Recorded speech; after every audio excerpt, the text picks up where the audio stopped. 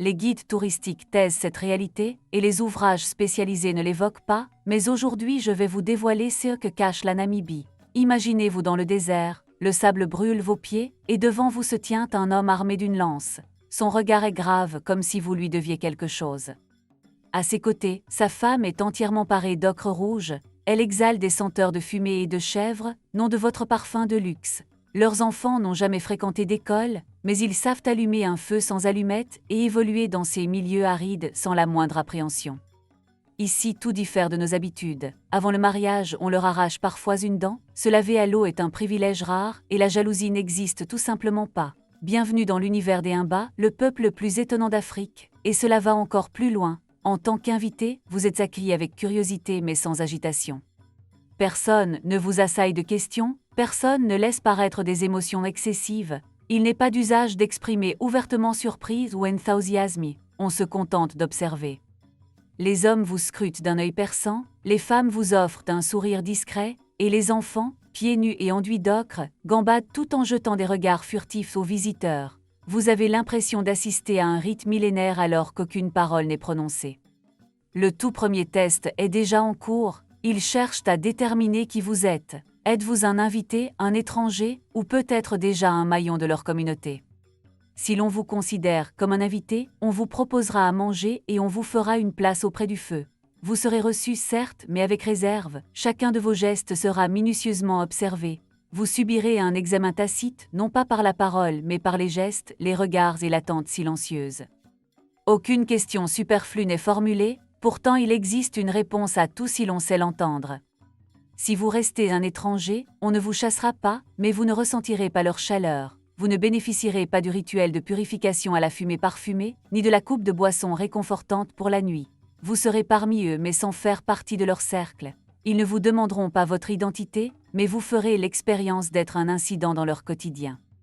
En revanche, si vous devenez un élément de leur monde, une femme pourra vous choisir peut-être celle qui a observé votre présence depuis un certain temps. Elle ne le déclarera pas ouvertement, mais son geste sera explicite. À ces moments-là, nul ne s'y opposera, pas même son époux. Ces rites d'accueil n'est pas un simple ornement culturel, c'est l'épine dorsale de la civilisation Imba.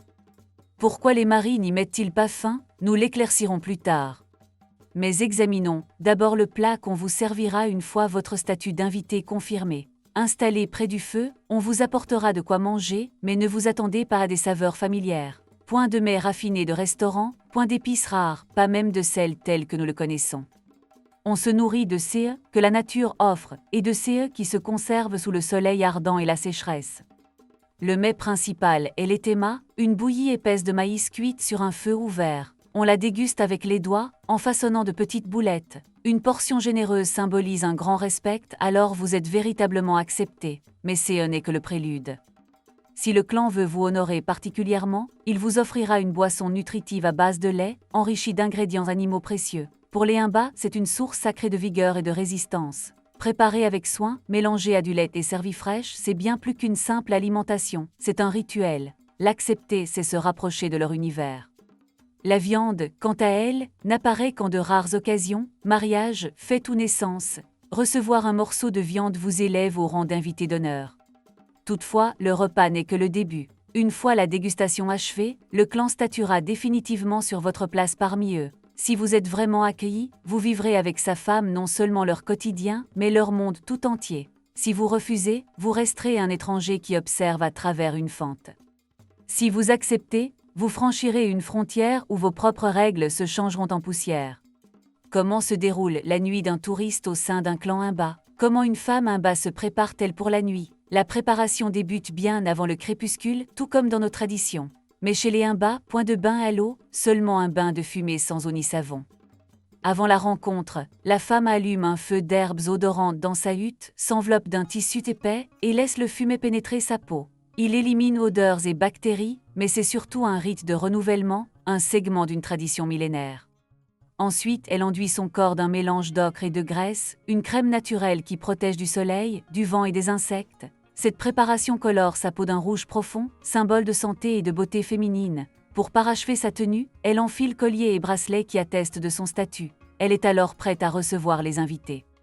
À quel moment le touriste peut-il pénétrer dans la hutte? L'habitat Imba, appelé Onjove, est une construction ronde en terre, boue et branchages, où règne pénombre et senteur chaude de la terre. On ne pénètre qu'au crépuscule, lorsque le soleil décline. Le touriste ne peut entrer sans invitation, il doit laisser ses chaussures à l'entrée pour ne pas importer le sable.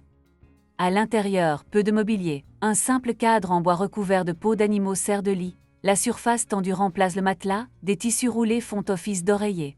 Au centre, le foyer, utilisé pour la cuisson le jour et pour diffuser une douce chaleur la nuit, contre la fraîcheur désertique.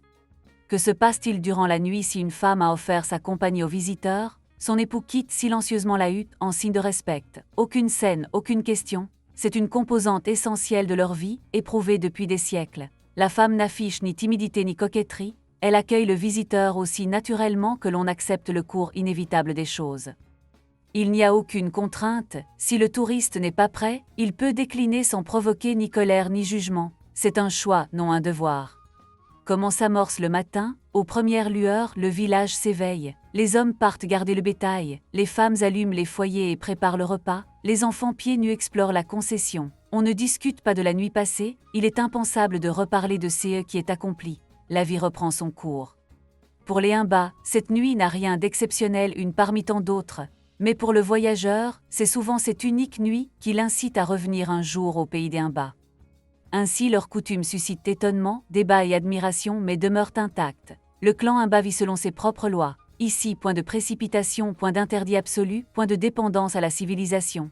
Tandis que d'autres courent après le progrès, eux comptent les étoiles, inspirent la fragrance du bain de fumée et vivent comme leurs ancêtres depuis des siècles.